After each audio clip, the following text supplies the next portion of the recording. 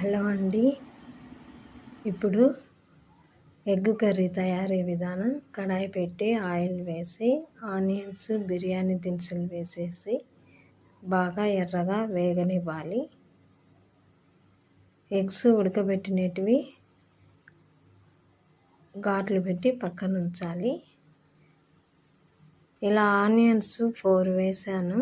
4 వేగిన తర్వాత పచ్చిమిరపకాయలు 2, టమాటోస్ 4 వేసి సన్నగా కట్ చేసి వేసి స్మాష్ అయ్యే వరకు బాగా వేయించుకోవాలి.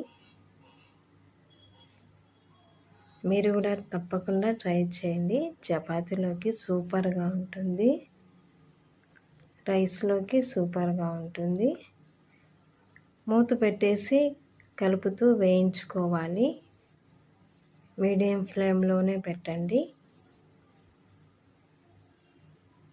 ఇలా టమాటోస్ స్మాష్ అయిన తర్వాత 1 స్పూను అల్లము, వెల్లుల్లి, కొత్తిమీర 3 కలిపి మిక్సీ వేసాను.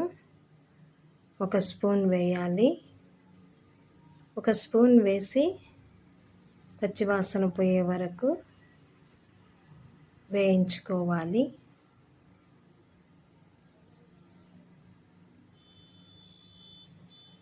ఇలా పచ్చివాసన పోయే వరకు వేయించిన తర్వాత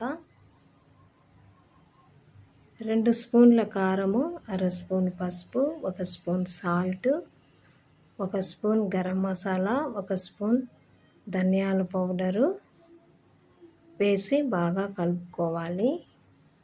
సాల్ట్, కారం మీ టేస్ట్కు తగినంత వేసుకోండి.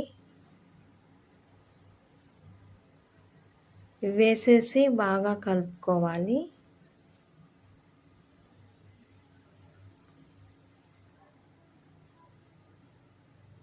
బాగా కలుపుకొని మూత పెట్టేసి కొంచెం కస్తూరి మేతి వేయండి.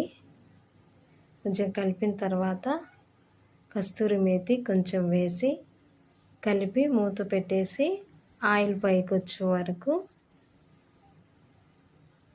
వేగనివ్వండి. మీడియం ఫ్లేమ్లోనే పెట్టండి. ఇలా ఆయిల్ పైకి వచ్చిన తర్వాత ఎగ్స్ వేసుకోవాలి. ఉడకబెట్టి ఘాట్లు పెట్టిన ఎగ్స్ వేయండి. ఎగ్స్ వేసేసి బాగా కలుపుకోవాలి. ఈ టైంలో సాల్ట్, కారం చూసుకోండి మీ టేస్ట్కు తగినంత. సబ్స్క్రైబ్